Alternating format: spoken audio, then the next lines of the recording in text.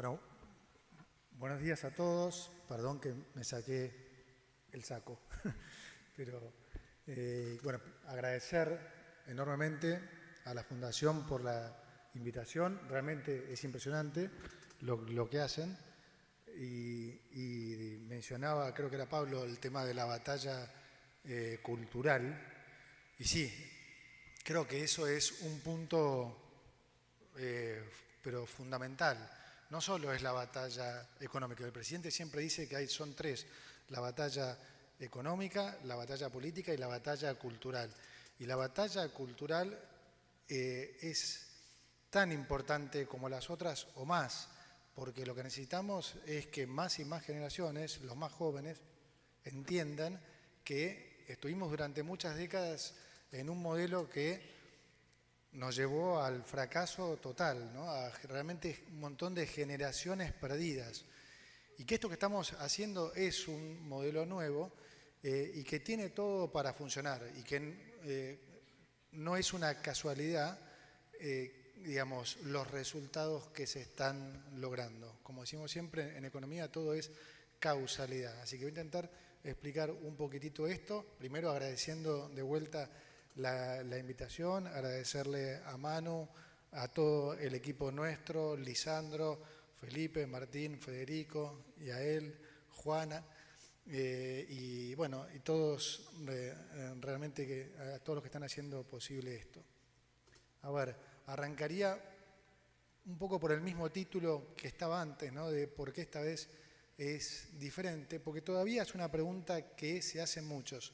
Hoy hay una ventaja con respecto a cuando hablábamos hace un año. Hace un año eran más que nada promesas, ¿no? Hoy tenemos la ventaja que cuando hablamos avalan los resultados y eso de alguna manera da mayor credibilidad. Pero para entender un poco la génesis, digamos, de por qué está funcionando, voy a ir a una comparación o a un ejemplo que, bueno, hay muchos jóvenes, pero que la mayoría de los que estamos acá hemos vivido. Este gobierno, de vuelta, si uno lo pensaba un año y medio atrás, jamás nadie se imaginaba que hoy podríamos estar hablando de la situación económica actual en la que estamos, ¿no? Aunque falte muchísimo para hacer, acuérdense lo que se esperaba en diciembre del 2023 vis a vis en donde estamos hoy. Pero veamos también la diferencia con respecto a otras crisis, y para no remontarnos tanto, yo lo pienso un poco con respecto a la salida de la convertibilidad, para marcar la diferencia de cuando hay un cambio de modelo y cuando no, y cuando una salida es producto de una crisis y otra no. O sea, la situación previa a la convertibilidad era, en términos económicos, muchísimo más leve que la que recibió este gobierno, ¿sí? Este gobierno recibió la peor herencia económica de la historia. Aún así, en la situación previa a la convertibilidad se llegó a una crisis, ¿no? ¿Y en qué derivó esa crisis? La sufrimos absolutamente todos, ¿no? La economía cayó un 11%, las jubilaciones cayeron 30% en términos reales, los salarios privados cayeron 17%, en dólares cayeron más del 60%, la pobreza se duplicó, ¿no? Y después de eso, obviamente, hubo 2-3 años de recuperación, o de rebote, mejor dicho. Ahora, ¿por qué se dio eso? Bueno, justamente porque el ajuste lo hizo el mercado. Sin mencionar además de todos los que sufrieron pérdidas por la especificación asimétrica o porque tenían bonos argentinos y vino el default. Bueno, comparemos un poco ahora esa situación con la situación previa a la llegada del presidente Javier Milei. Era infinitamente peor. Y así todo se evitó la crisis, ¿no? Esa hiperinflación que íbamos prácticamente seguros, que algunos comían pochoclo y demás, no pasó. Y fíjense la diferencia en los resultados. Habíamos dicho que las jubilaciones habían caído 30%, ahora subieron 15%. Habíamos dicho que los salarios habían caído 17% en términos reales, ahora subieron 15% también. Habíamos dicho que en dólares habían caído 60%, hoy subieron en dólares 200%. La economía había caído 11%, ahora medido punta a punta a diciembre por el estimador mensual de actividad económica, creció 6%. La pobreza se había duplicado, ahora cayó 20 puntos. Y yo les pregunto, ¿y cómo se llegó a esa, o sea, por qué resultados tan diferentes? ¿Saben por qué? Porque cuando el ajuste lo hace el mercado, el que lo paga es el sector privado. Ustedes lo pagan. Esta es la primera vez que se hizo un ajuste de este tipo por decisión política. Y como el ajuste lo hizo el sector público, lo hizo realmente la casta, cortamos todas las partidas relacionadas con el gasto espurio y la corrupción. Por eso es que los resultados son absolutamente diferentes. Y esto es lo que lo hace diferente también, que está la convicción, la decisión política del presidente de seguir por este camino. ¿Por qué no?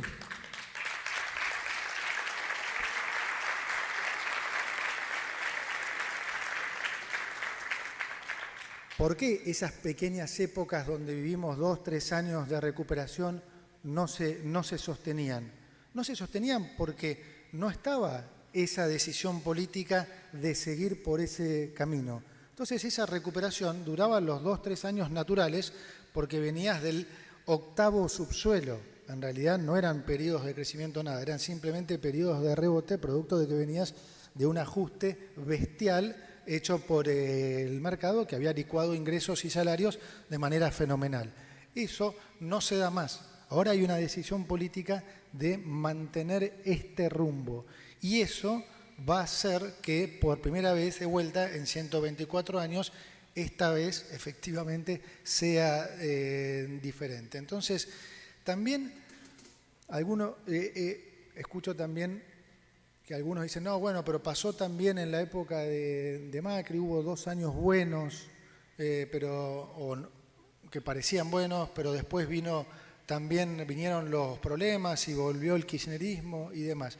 También es importante aclarar la diferencia con respecto a ese momento. Lo más parecido, si se quiere, o que se puede hablar, es que no estaba el kirchnerismo, ¿sí? Pero las políticas que se siguieron fueron bien diferentes, yo diría opuestas. A ver si lo puedo explicar. En ese momento también se recibió un nivel de déficit parecido al que recibimos.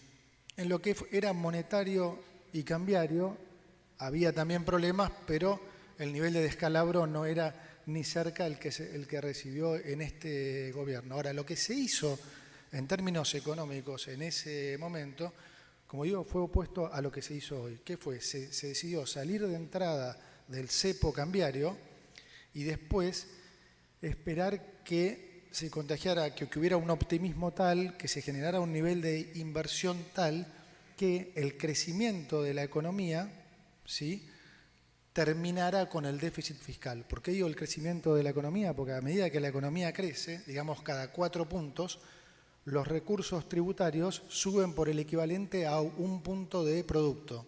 Entonces, efectivamente, si en esa época Argentina hubiera crecido al 8%, digamos que hubiera podido reducir a razón de 2 puntos de déficit por año, ¿no?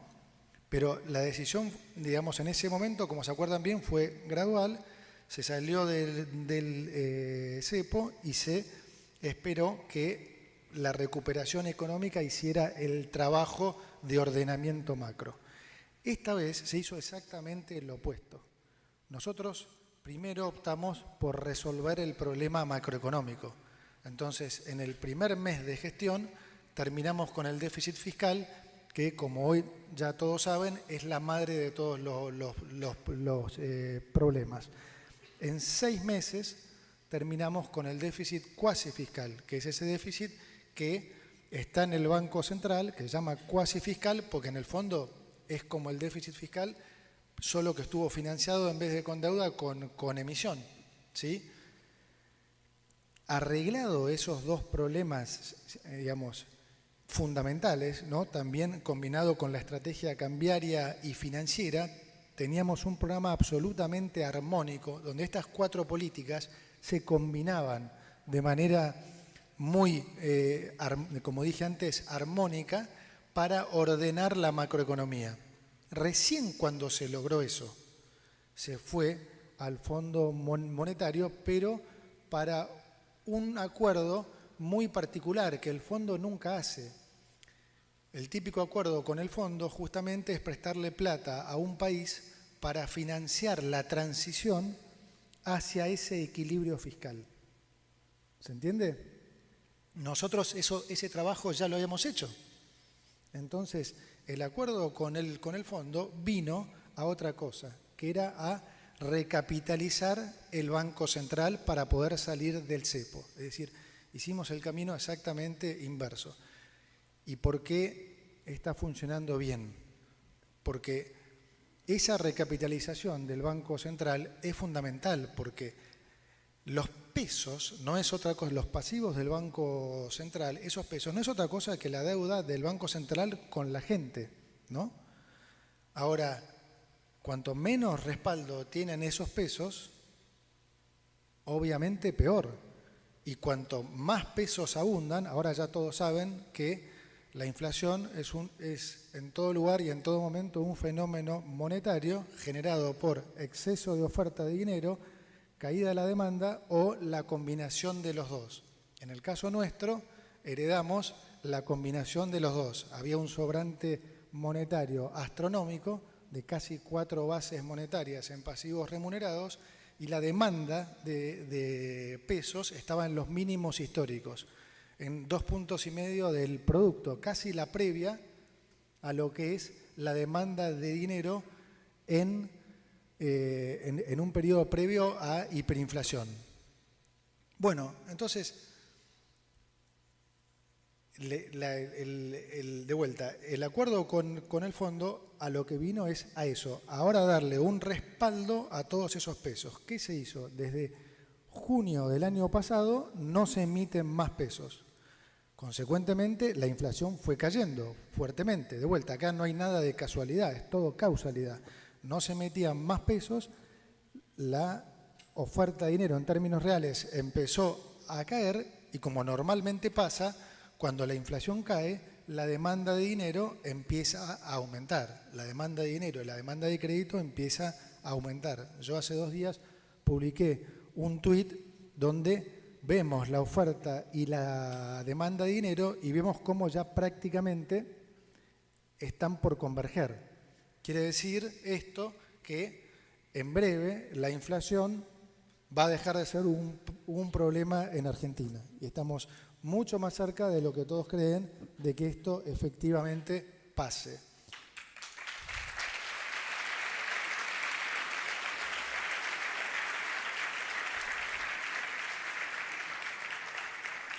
Esta segunda aclaración la hago porque es normal pensar, si uno no tiene, si alguien no lo explica, está bueno explicarlo porque es lógico pensar bueno, pero esto no pasó ya, no lo viví ya, no es lo mismo que en aquella época también fueron al fondo, entonces es una confusión lógica, por eso yo quiero dar la explicación de qué hay atrás económicamente por la que esta vez está siendo diferente.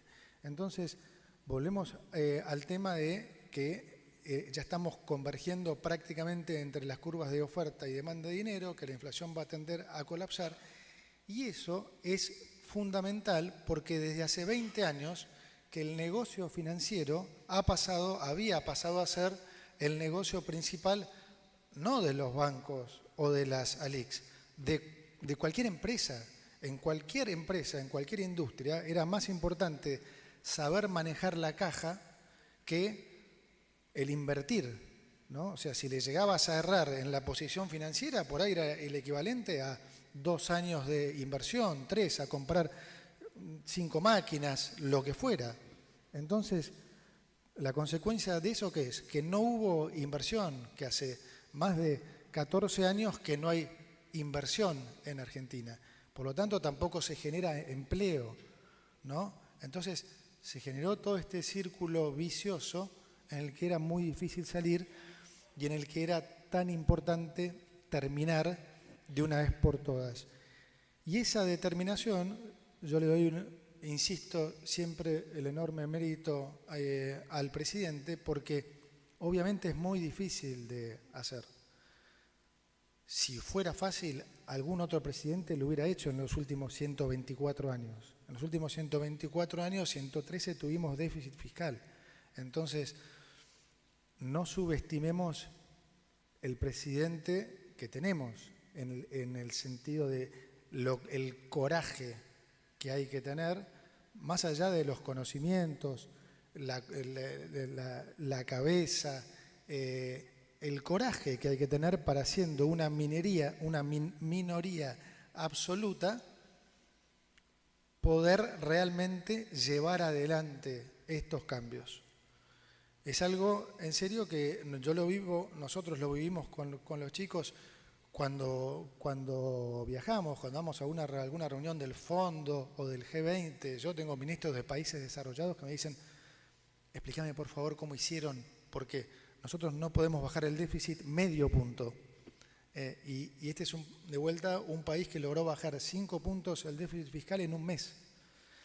El otro día ya lo he contado, pero en el último discurso de la reunión del fondo, la managing director del fondo, Cristalina Georgieva, decía que con el problema global que estábamos viendo de la guerra de tarifas y demás, había mucha preocupación. Decía, probablemente van a ser muchos los países, o algunos al menos, que van a requerir ayuda del fondo, pero ¿saben qué? Dice, el fondo va a estar dispuesto a ayudar solamente a los países que hagan las cosas como Argentina. O sea, pasamos de ser el peor ejemplo a ser el mejor ejemplo.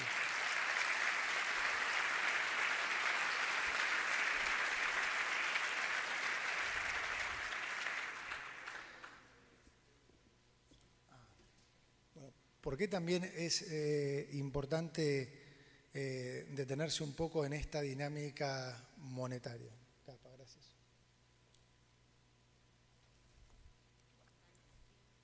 No, dejo que gracias. Bueno, ahora va una explicación también un poco más técnica, pero que creo que se va a entender. Producto de este programa fiscal y monetario tan fuerte, que como dije desde junio que no se imprimen pesos, ¿qué está pasando hoy? Hoy el nivel de moneda, la cantidad de pesos en la economía es muy baja, sobre todo para una economía que está creciendo. Piensen que es como si, la economía hoy tuviese un muy buen motor, ¿sí? Cuando hay orden macroeconómico es como el equivalente a que la economía tenga un motor sano. Entonces, cuando ustedes tienen, como en un auto, cuando tienen un auto con un buen motor, si quiere ir más rápido, demanda más combustible, ¿sí? Por el contrario, cuando uno tiene desorden macro, como había en el kirchnerismo, no importa cuánto combustible ustedes echen, el auto no anda, ¿sí? Por eso emitían pesos, especulando con que esos pesos entonces iban a reactivar la economía, y pasaba exactamente lo contrario. La gente, cuanto más pesos emitían, como encima no estaban respaldados, cada vez menos pesos querían. Entonces, cuando vos no tenés la macroeconomía ordenada y no tenés un buen motor, ¿sí? Entonces no importa la cantidad de pesos que inyectes, siempre sobran porque, digamos, la demanda es cada vez más baja. Ahora, cuando vos ordenás la macroeconomía, ustedes, los empresarios, la gente, empiezan a demandar más pesos, ¿no? Ya sea por demanda genuina o por crédito. Hoy esa cantidad de pesos, como digo, es muy baja. Es como que estamos un poquito más abajo de mitad de tanque, ¿sí? Entonces, hay todavía moneda suficiente para seguir creciendo, pero eventualmente, si nosotros no logramos que la economía, lo que se dice, se remonetice más, es decir, que empiece a haber más dinero circulando, va a llegar un momento que te vas a quedar sin nafta, ¿no? Entonces, eso es, digamos, no es lo que está pasando hoy, pero sí hago este caso porque ahora voy a pasar a explicar las medidas que estamos tomando junto con el enorme trabajo que hace el titular de ARCA, Juan Paso. Y después voy a volver acá para que entiendan la relación de lo que acabo de decir con esto. O sea, hago un pequeño paréntesis. Estas medidas que estamos anunciando, ¿sí?, es con el objetivo de devolverle la libertad a la gente. Nosotros creemos que en los últimos 20 años el Estado fue el que expulsó a la gente a la informalidad. ¿Por qué? Porque tenía un déficit fenomenal. ¿Cómo arrancaron financiándolo? Con suba de impuestos, impuestos que pasaban a ser impagables. Entonces la mayoría empezaba a huir a la informalidad. ¿Cuál era la reacción del país con respecto a eso? Perseguirlos, poner cada vez más y más controles. Ahora, esos más y más controles no hacían otra cosa que más gente se quisiera ir, porque ya se tornaba soviético el esquema. Si vos querías abrir una cuenta en un banco, si querías pagar en el supermercado, de vuelta te tenían que cortar los tickets, tenías que dar el DNI, tenías que dar tu declaración jurada patrimonial a alguien que ni conocías, con todos los riesgos que eso genera, 800 trámites, 6 sujetos obligados reportando cada cosa que cada uno hacía. Si ustedes sacaban 10 pesos de un cajero, se lo reportaban a paso, o sea, demencial. Entonces, lo que se busca con esta medida es devolverle la libertad a la gente. ¿Y por qué es importante? Porque de vuelta, nosotros jugamos que es el Estado el que los empujó a eso, pero además porque está probado que no sirvió, ¿sí? O sea, en los últimos 20 años entraron más de 6.000 personas en ARCA, se multiplicaron los controles y la informalidad subió, al punto que hoy 1.000 contribuyentes representan el 50% de la recaudación y 11.000 representan más del 70%. Es decir, no funciona lo que hicimos, no funciona. Entonces tenemos que lograr generar mayor formalidad y tenemos que lograr crecer. Estas medidas que estamos anunciando también apuntan a eso, porque ustedes van a poder utilizar esos dólares sin ningún problema, Siéntanse absolutamente cómodos. Entonces, eso va a generar dos cosas. Uno, que aumente la base imponible, entonces eso genera mayor recaudación, y otro, que haya mayor crecimiento. Y ese mayor crecimiento, como dije antes, también redunda en una mayor recaudación. Y si hay mayor recaudación en un gobierno que, como saben, no va a subir el gasto, sino bajarlo, eso va a implicar que cada vez vamos a tener mayor superávit. ¿Y qué vamos a hacer con el mayor superávit? Bajar más impuestos. Entonces, para ponerlo en números, si nosotros como país podemos crecer a estos niveles, por los próximos 6 años, en promedio le vamos a estar devolviendo al sector privado 500.000 millones de dólares en baja de impuestos, lo que es una enormidad.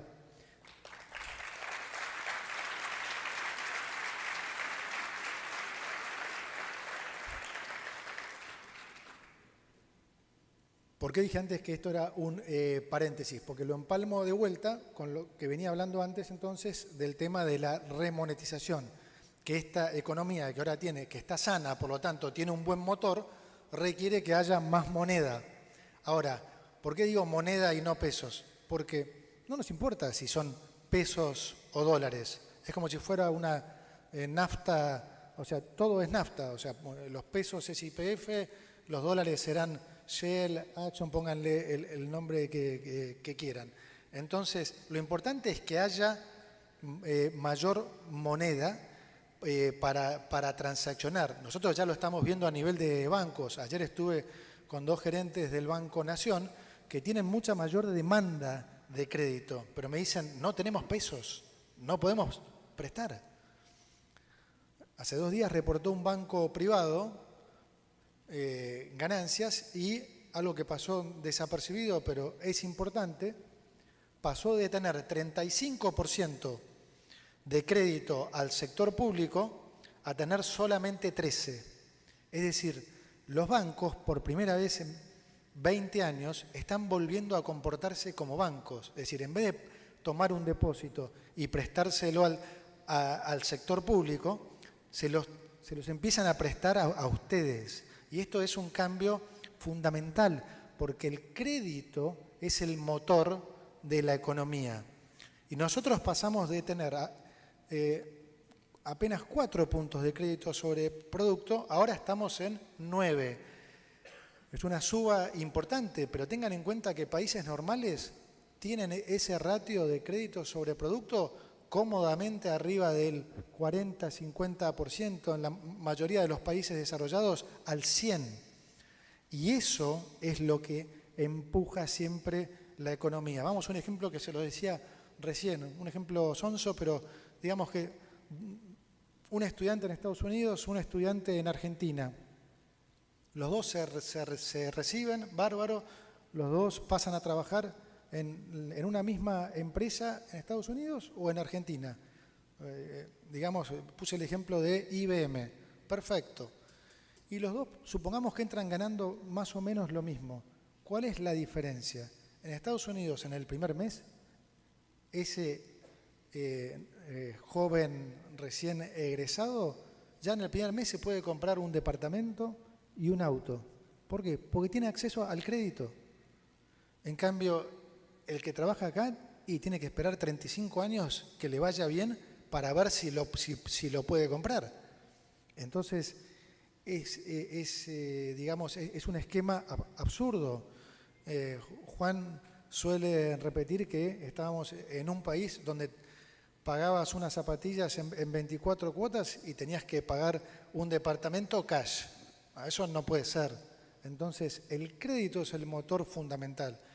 Y esto que estamos haciendo va a favorecer no solo a la formalidad, no solo a la reactivación, sino también va a fomentar el crédito, porque al haber más formalidad, entonces los bancos ahora sí pueden hacer un credit scoring razonable de cada uno. Antes, digamos, como que nadie quería ir al banco y ser, digamos, monotributista era mejor negocio porque pagabas menos impuestos e igual crédito no te iba a dar nadie. Y ni siquiera querías tomar, porque con una inflación del 200%, que te vas a poner a tomar un crédito al 300 en pesos. Entonces, esto va a fomentar que haya incentivo a estar más en la formalidad, porque eso te va a permitir tener un crédito, poder comprarte un departamento, una casa, un terreno a 30 años, poder comprarte un auto también en cuotas, e insisto, esto es lo que motoriza, esto es un modelo razonable, no estamos inventando nada, es como funciona en cualquier país normal. Entonces,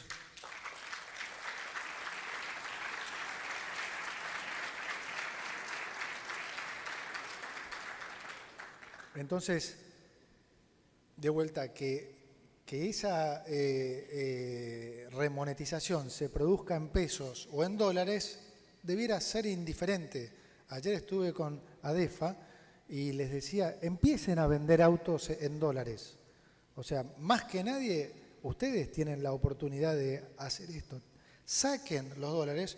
Hoy ya los bancos están pagando una tasa razonable. Realmente tener la plata en el colchón o en caja de seguridad es un muy mal negocio. Digamos, si la quieren tener como ahorro, si quieren consumir, pero también a nivel de comerciantes, empiecen a facturar en dólares. Es hasta casi más lógico que la remonetización se produjera en dólares, porque hay casi 10 veces más dólares que pesos. Esto es lo que el presidente llama, alguna vez lo habrán escuchado, la dolarización endógena. Él dice, nosotros no estamos emitiendo pesos, van a salir los dólares del colchón. Nosotros no solo no estamos emitiendo pesos, sino que estamos sustrayendo pesos, porque cada vez que tenemos superávit fiscal, sacamos pesos de la cancha. Entonces, cada vez hay más dólares, la cantidad de pesos no crece, entonces el peso relativo de los pesos es cada vez más bajo. Ahora bien, esto, como digo, es importantísimo porque entonces les da la pauta que no puede haber ningún cimbronazo cambiario como algunos siempre esperaron y demás, porque el modelo está desarrollado para que eso no pase. De vuelta, ahora hay pocos pesos que además están totalmente respaldados, al punto que podríamos ir, si quisiéramos, a una convertibilidad por debajo de 1000. ¿Sí? Entonces, esa es la diferencia fundamental. Cuando vos tenés sobreabundancia de pesos y no los tenés respaldados, el peso es lo que se deprecia. Y por eso ustedes ven subir el dólar y la inflación, porque el resto de los bienes se deprecia contra el peso. Eso genera cierta confusión, porque lo que primero reacciona es el dólar, por ser un activo financiero, y después, en general, los precios, transables, no transables, etc. Ahora, eso ha llevado también a la confusión en Argentina de que la inflación la genera la suba del dólar. No es así. La inflación la genera el exceso de pesos.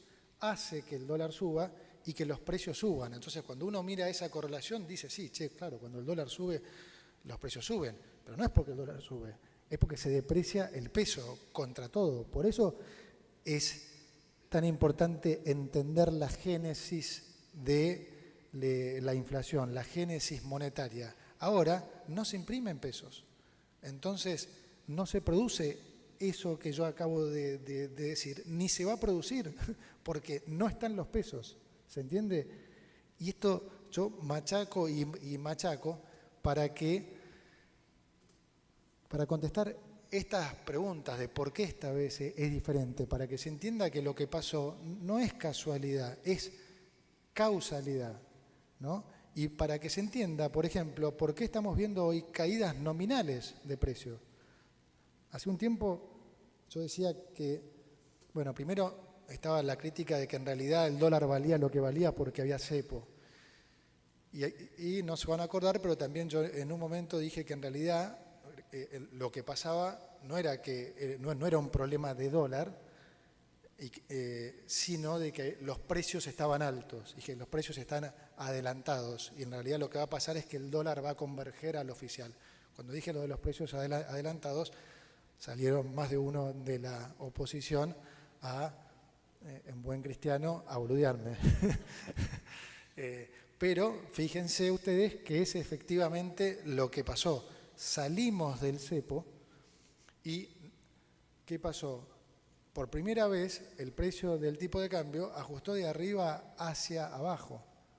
Y hoy estamos viendo, todos estamos presenciando bajas de precios, no de 1 o 2%, de 25%, 40%, 50%. hay muchas, hasta comercios ahora que están haciendo publicidad de lo que bajan sus precios. En las últimas 2 semanas cayeron 25% celulares, televisores, casi 50% aire acondicionados, heladeras, 25% bajó el aluminio también. Efectivamente, los precios estaban adelantados. ¿Por qué? Porque los comerciantes decían, van a salir del cepo y eso, y reaccionaban como reaccionan comúnmente, como dice el profe Furiase, con el chip de ajusto por las dudas. Y en realidad es no terminar de entender la lógica que hay atrás. Por eso el presidente dice, no va a pasar esto y les va a aplicar el principio de imputación de Mengel. O sea, si no bajan los precios, ya sabemos todos dónde se van a meter los productos, ¿no?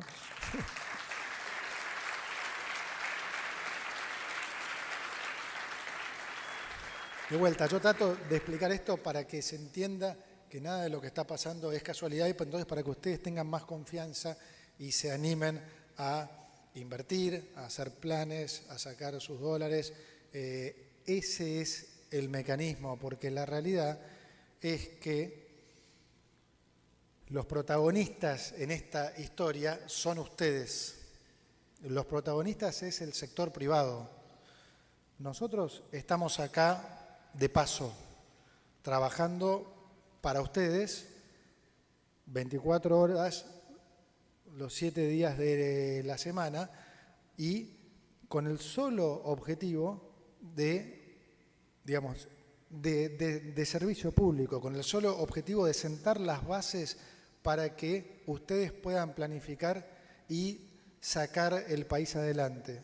No está en nuestra intención ponernos a dirigirlos, a decirles, Nico, vos tenés que hacer esto, Manu, vos tenés que hacer lo otro, esta industria es acá.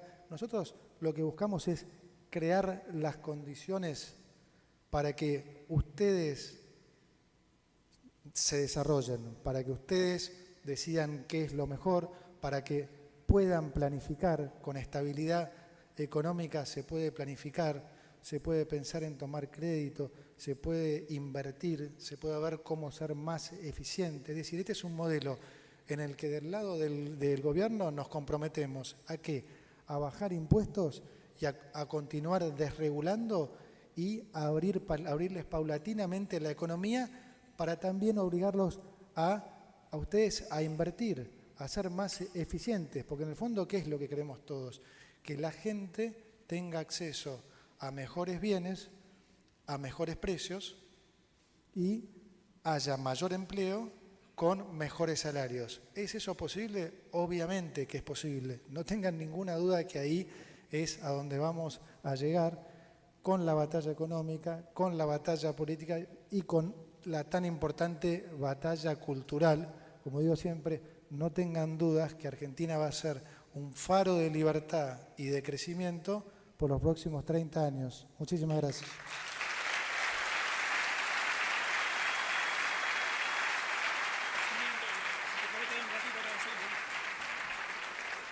Le pedimos al ministro que se quede unos instantes aquí porque la Fundación quiere darle un reconocimiento. Invitamos al presidente de la Fundación, a José Guillermo Godoy.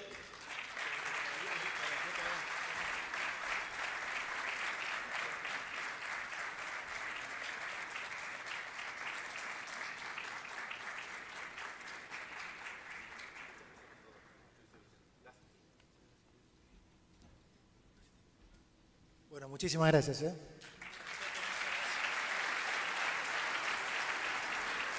Bueno, muy bien, agradezco.